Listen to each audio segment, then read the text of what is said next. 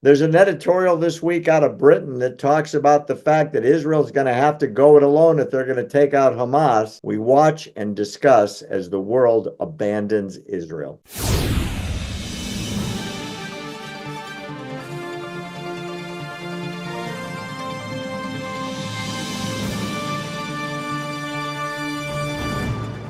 There's an editorial out in The Economist, the British weekly, the current issue, and it shows an Israeli flag buffeted by a sandstorm.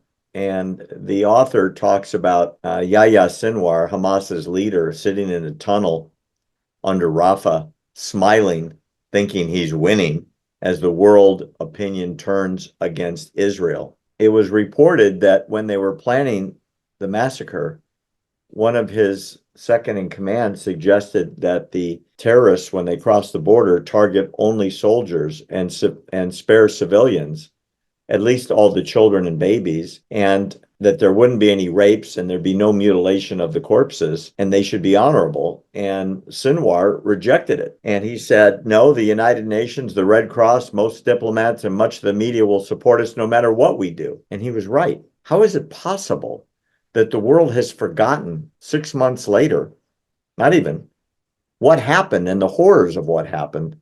And Sinwar might survive if the world can get Israel to let him go. It's just inconceivable. But, there were those, even at the beginning, last October 2023, right after the Shabbat massacre attacks of October the 7th, who predicted exactly this would happen. I'm thinking of people like Caroline Glick, brilliant analyst, commentator, show host in Israel, American-born, but made Aliyah. They realized that this is what would happen, that the latent, we thought it was latent, Jew hatred, anti-Semitism, not just in the United States and on our college campuses, but in places around the world, that latent Jew hatred would once again spring to life in the face of massive disinformation, misinformation, propaganda narratives being spewed, by the likes of Hamas and its supporters. It's just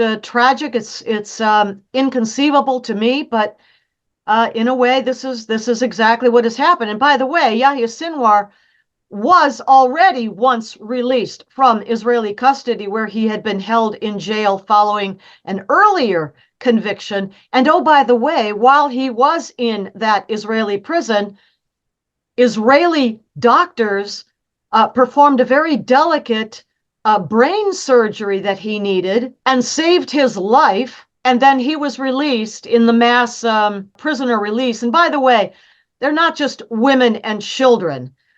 They are teens who might be under 18, but teens and women, along with Sinwar, who have been convicted of heinous crimes, of murder, of attempted suicide bombings, attempted murder. And so, he's skated once. Right now, the IDF needs to finish the job.